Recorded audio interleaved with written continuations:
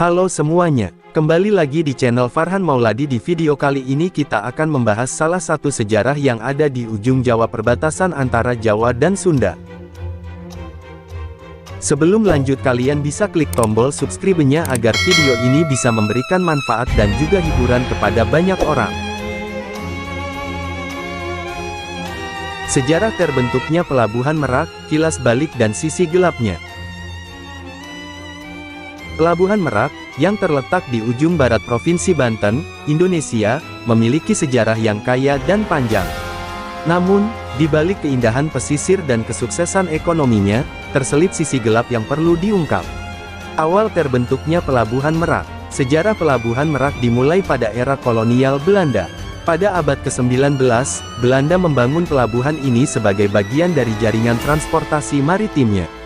Letaknya yang strategis di perbatasan antara Jawa dan Sumatera membuatnya menjadi gerbang penting untuk perdagangan dan transportasi antar pulau. Perkembangan ekonomi. Seiring berjalannya waktu, Pelabuhan Merak berkembang pesat menjadi pusat perdagangan utama di wilayah itu. Kehadiran industri, perusahaan besar, dan aktivitas ekonomi lainnya memperkaya daerah sekitarnya dan membawa kemakmuran bagi penduduk setempat. Sisi gelap Pelabuhan Merak. Di balik gemerlapnya aktivitas ekonomi, Pelabuhan Merak juga menyimpan sisi gelapnya. Salah satunya adalah masalah perdagangan ilegal dan penyelundupan barang terlarang. Sebagai gerbang antar pulau yang sibuk, pelabuhan ini rentan terhadap praktek ilegal semacam itu. Penegakan hukum yang lemah dan korupsi di beberapa tingkat pemerintahan memperburuk masalah ini. Selain itu, pertumbuhan ekonomi yang cepat juga meningkatkan tekanan terhadap lingkungan.